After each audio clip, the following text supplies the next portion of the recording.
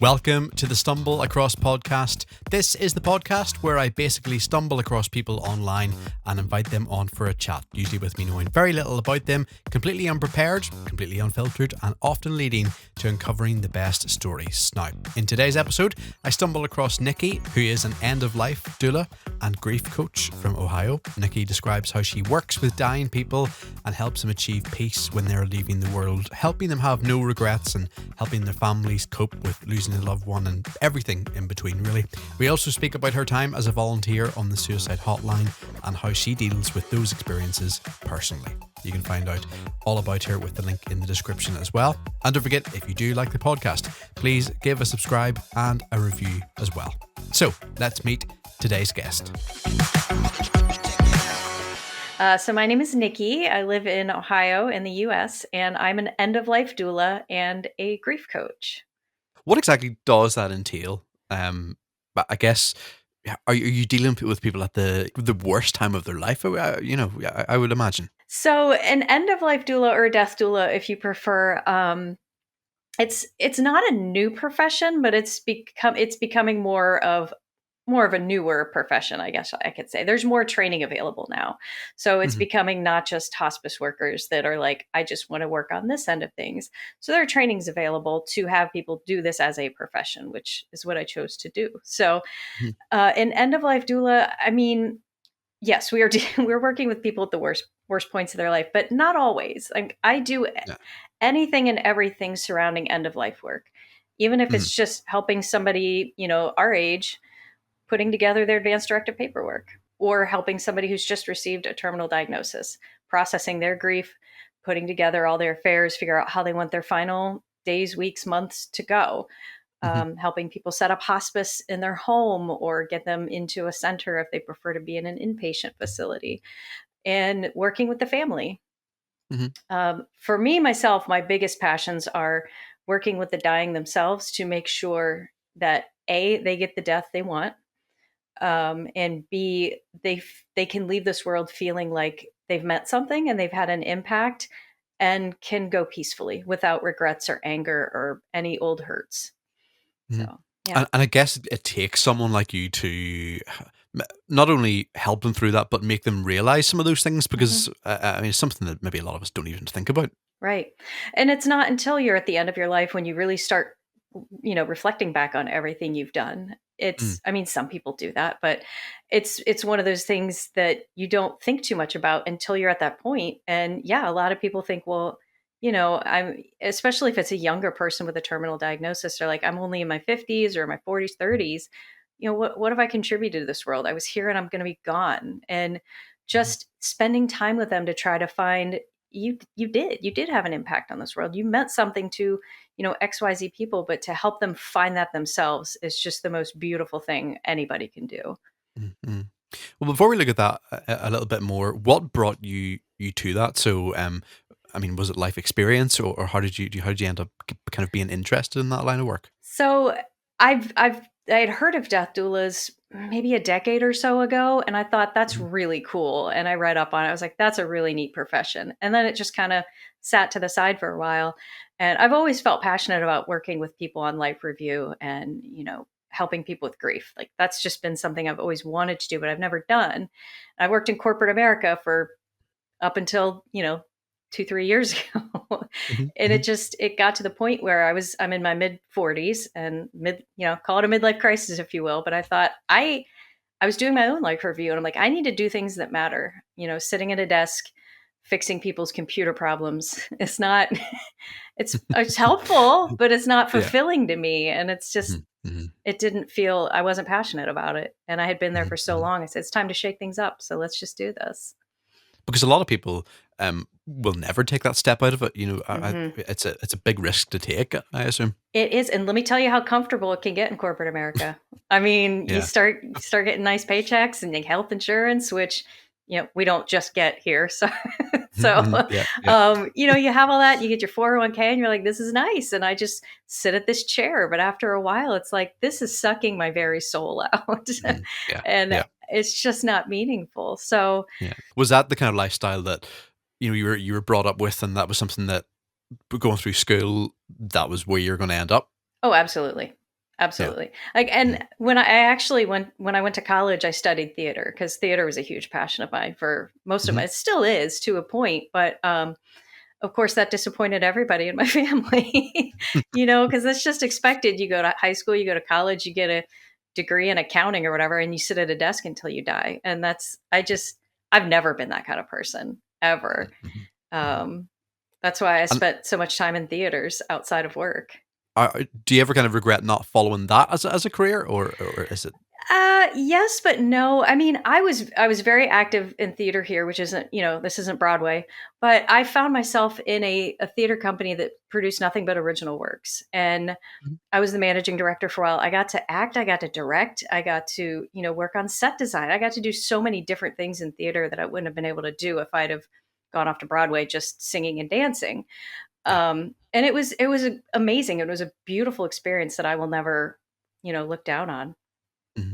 Because I mean, I guess if that is one of your interests through Hmm. life, and through school, to be then not, I mean, I guess the top of that ladder, overseeing the Hmm. whole company and so on, it must be such a surreal situation. Oh, absolutely. Yeah. And it scratched that itch for me, and it gave me something to keep my life exciting and meaningful outside of just sitting at a desk all day. It was like a bit of an outlet, I Oh, suppose. absolutely. Yeah. Yeah. I mean, theater's kind of a cruel mistress at times too, though. So, Yeah. you get a lot of artistic people together and personalities clash and things happen. So Mhm, it mhm. has its downsides for sure. And where did that path then lead on to you discovering this type of work that you're doing now? Um, well, like I said, it's something I'd heard about years ago, and Mhm. during the lockdown, during COVID, when there was nothing to do but sit at home, theaters were closed. Yeah. My husband works in theater, so he was laid off, and Mhm. we kind of did a lot of talking. And I'm like, I'm not happy with what I'm doing, and I met with a life coach who talked to me about my passions, and she was like, "You should just follow this, Nikki. Do it." And I said, "Well, all right." So Mhm. I found an online, like, live Zoom course for doula training. Went through that. Done a bunch of follow up education on that as well, and just started my practice like a year and a half ago. So Especially with the whole lockdowns and COVID, I think a lot of people questioned where they were and what they were yeah. doing. Yeah, there were a lot of people walking away from their jobs. And once Mhm. we started coming back, going to the office again, half my half my team like had left, you know? I guess when you realize that when you can, if that job can be done sat at home, and Yep. it's the getting up in the morning, traveling to work, Yeah, tell traveling to me the about, like, office. I work from home a lot. I'm still working my day job for right now, but Mhm. and I work from home like a couple days a week, and it's amazing because I don't have to put pants on if I don't want Yeah. to. Yeah, yeah. And as for then that kind of course, I mean, because everything is so much more accessible these days, Hmm. um, because you can imagine, even 20, 30 years ago, trying to find out about the course that Hmm. you wanted to do. Yeah. How did you find that studying something completely different? So I was actually through my life coach. She knew somebody that also like was wanted to do this line of work, and she Mhm. was like, "Oh, you should talk to her." So I chatted with her, and I also just did a Google search, like, where can I get trained to be an end of life doula? And there's multiple programs now. There's the two main ones are through the International End of Life Doula Association, which is where I took my training. They're based in New Jersey, but they teach people all over the entire world, which is amazing. And the University of Vermont has an online program as well, which those are like the two big ones. But there are three or four other smaller groups that are doing very similar trainings now. Can I ask what doula kind of coach or? uh, So doula, it's based off the premise for like a birth doula. Are you familiar with birth Oh, doulas? okay. Yeah. So Yeah, a yeah. birth doula isn't a doctor and they're not a nurse. They're just kind of there to help coach you through. So it is kind of like a coach. It's the Greek Right, word doula means female servant, I believe. So you're right, just right, there to right. serve and to help. So it's a very similar premise. I'm not a doctor. I'm not a nurse. I can't give Mhm, you mhm. medications. I can't do any of that, but I can be there with you and help you through the emotional part. Because sometimes it does take someone on, like, almost the outside of that circle, outside the, Hmm. the, the medical kind of circle, Hmm. to look at that. Yeah, and that's a lot of questions I've gotten are like, well, why don't I just, I don't need a doula. I can just work with my hospice team. It's like, well, yeah, you might get a nurse twice a week, and they're not going to sit and hold your hand and talk to you about your life. They might. They Mm-hmm. might. I'm not saying nurses don't do that, but they've got other clients to see and they've got other patients to take care of. So you might get an hour with a nurse twice a week and that's it. So to have, Mm-hmm. and also just a third party to sit back and look at everything objectively and, make sure everybody's wishes are being honored and they're being treated fairly. And is that kind of what you're looking for where you're sitting? Is that everything is in place? Yes. Yeah. And it can be, I haven't had any issues yet, but there can be a lot Mm-hmm. of stickiness between the dying person and their family. If, they want one thing, but their family wants something else, to try to be that liaison and find a common ground. But I overall, I'm going to honor the dying person and what they want. And Mm-hmm. if they don't want their family around, I'm going to have to kick their family out. Yeah, They yeah, want to be alone right now. I yeah. had one client who was like, I don't want anybody with me in my final hours. She's like, you Mm-hmm. can be outside the door, but I just want to be alone. I was like, great. And of course her family was like, we can't sit with her. I was like, no, she doesn't want that. They spent plenty of time with her. It wasn't like they didn't get to say their goodbyes, but in her last few days, she wanted to be alone for the most part. Mm-hmm.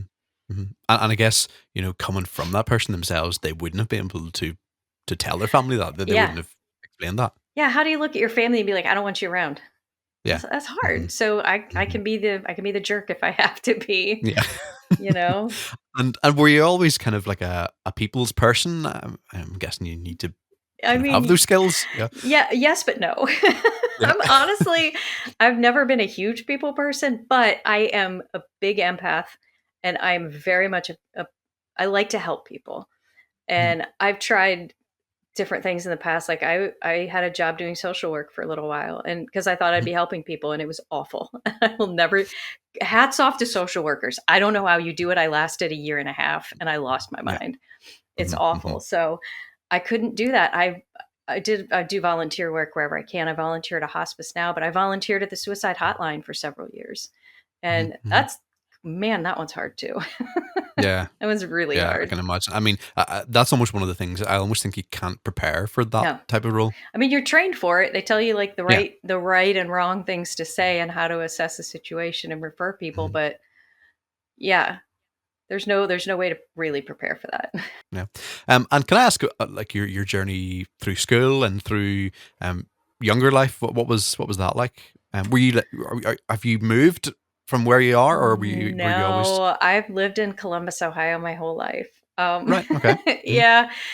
And yeah, I grew up in the suburbs in Columbus. I had a very traditional, I guess you could say, upbringing. I have my parents are still alive. I have had Mhm. one brother. He passed away in 2015. So I guess I'm an only child now. Yeah, everything was very kind of like normal Midwestern upbringing for me here. I'd love to And live somewhere else one day. well, maybe that's a good thing because I mean, people are just kind of up and leaving and Hmm. almost not sure where they are. I guess that's Yeah. usually a wee bit of commitment on your side. I think. Yeah, yeah. Yeah. I don't know if it's Uh-huh. commitment or laziness, but Yeah. well, now Yeah. I've Yeah. just established a business, so leaving would be kind of silly at this point. Yeah. But That's true. you True. know, And when you were going through those school times, was there ever something in the back of your head that you always wanted to do, um, job wise, career wise? it's changed so much, Mm. and I feel like that's normal. But I can remember being young and like up through high school. Really, like I said, I worked in theater. I really wanted to like be on Broadway. I love singing Mhm. and dancing and being a little kooky in front of an audience. And that was so much fun for me, and it was fun to think about. But then even when it Mhm. came down to it, when I graduated college, it was like move to New York or LA. That Yeah. like you have Yeah. to do that if you want to really make this. And I was honestly scared to make that move. I started doing theater here and kind of wimped out of it, I guess. And And would you say that maybe it wasn't just as cool back then? Because I certainly remember when I was at school, 10 years ago, and it just wasn't a cool thing to do oh, almost. absolutely not. Especially where Yeah. where I went to school, it was all football and Uh-huh. the the theater, and I was in choir as well. Like the theater and choir geeks were the geeks. Mhm. I Mhm. had my friends and I was happy as hell. We had a great time. I didn't care that I wasn't popular. Yeah.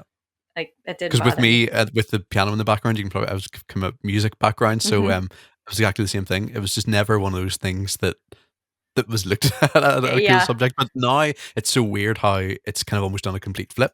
Yeah, Mm. I've noticed that. Like, and I love that. I love that about seeing that with younger generations that like being a nerd or a geek isn't a thing anymore. It's not, I mean, Mhm. people might use those terms, but they use it in a different light.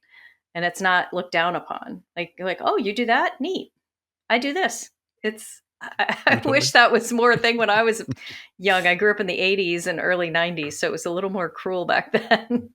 And I almost think that is something that's came from COVID and from being locked down Hmm. and just kind of appreciating things maybe. Yeah. I also feel like people crap on the internet and social media because it's like of all the bad parts of it, but it's really shown us other people. Like Mhm.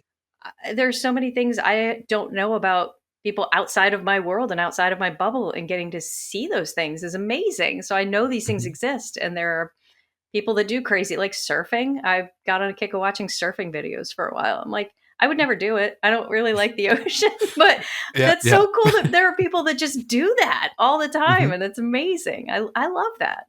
Yeah. And do you find, I mean, do you use social media a lot then for something that you do to explain your role or? Yes, and it's a double edged sword because I don't always love Mm. social media, but it's become a kind of a necessity to get your name out there as best you can. So I Yeah. do use it, and Mhm. at this point, there are so few people that know what an end of life doula is Yeah. and don't fully understand what it is we do. So I spend all my energy just trying to educate people as to that Mhm. we exist first of all, and what we do and what we can do, and we can do so much.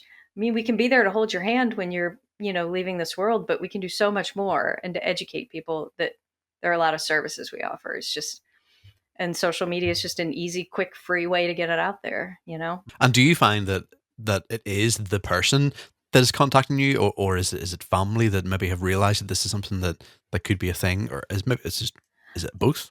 Both typically. Yeah. The few clients I've had have been family members that have gone. I have had one person who is very, very young and diagnosed with metastatic breast cancer. She's like, I've got kids Mhm. and a husband. I need help. It's like, got it.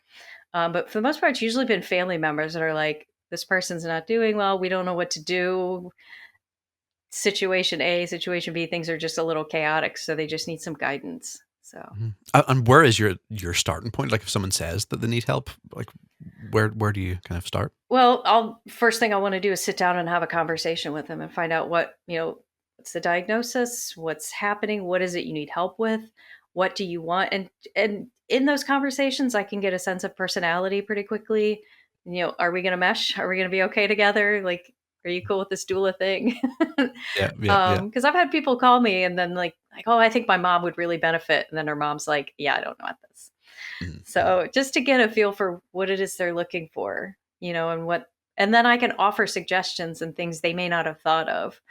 Like, well, what about XYZ? Do you want to try this? And getting people in, like one of the last clients I had, like they didn't know anything about hospice. And I'm like, we just need to get her in hospice like now. Mhm. And Yeah. once we got that set up for her, everything just fell into place and everything has been so much smoother. Yeah. It must be so hard not to get kind of emotionally attached as well. Oh, absolutely. Oh, Yeah. yeah. You're part of such an intimate part of somebody's life, and not just that person but their whole family, and it's an honor for me that they would invite me into that, to such a Mhm. sacred space. I'm constantly honored that people want to invite me into that space. And how do you kind of like move away from that? How do you close the door and move on? Well, and I just had somebody ask me, the daughter of a client was asking me, how do you stand this? Like, how can you do this? And I said, as nicely as I could, I'm like, that's not my mother in there. Like, she's a lovely human. I've had so much fun talking to her and I care for her deeply. But at the end of the day, that's not my mother, Mhm. and Yeah. I don't know if that sounds cruel or not, but and yeah, I absolutely leave clients or stop working with clients, and I think about them. Of course I do. I think about them a lot, and I wonder how their families do. I'll check in with families after somebody's passed 3 or 4 times if they need, give them a space to vent if they want to talk or work through their grief. I can do that, Mhm. because I studied grief coaching as well, so I can help them process their grief, or honor their loved one as best I can. So, but then Because it is, I guess it is a little bit of like an art almost, you know, mhm, to cope with that. absolutely, yeah. Mm, And being able, it's I can't just turn it off and on, but having my time at the suicide hotline, like that was there were traumatic nights working there. I worked the overnight shift. It was really, really bad. And mhm, I had to learn how to separate myself when I left there. It'd be like, that's done. You know, those people still exist. They're still in pain, but I'm my own person and I need to go on back to my life now. mhm, So mhm. it takes time and practice. But once you get there, it's again, I still think about these people. I still care about them. I never stop caring about people, but I'm able to at least refocus myself back to what I need to. Because it definitely does take that. Because I can only imagine the amount of people who work that job and they I guess just leave within months because they just can't deal with that. Yeah. I mean, there's the turnover and it's all the hotline, it was all volunteers. So Mm, the turnover is insane.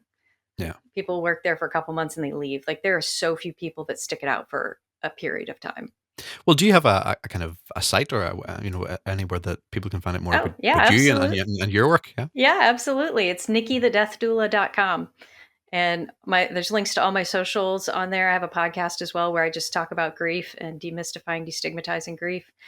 Mhm. And the links are all on there. So if you just go to nikkithedeathdoula.com, it's all there. Yeah, because it's very interesting, and because I think maybe there's a lot of people that they don't realize that this is a topic of conversation. So it'd Hmm. be nice to just descend in there. Yeah. Yeah. I try to encourage people talk to your families, get your wishes known early before it's too Hmm. late. Yeah, no, such a good thought. Well, thank you so much for coming on the podcast. Yeah. Thank you Very for having interesting, me. and I'll put that link in the description. Awesome. Thank you so much. Thanks so much to Nikki there. Very interesting story. And her website will be in the description of this podcast. Don't forget, if you like it, do give a review, give a little rating as well. And don't forget to subscribe for those weekly updates. Until next time.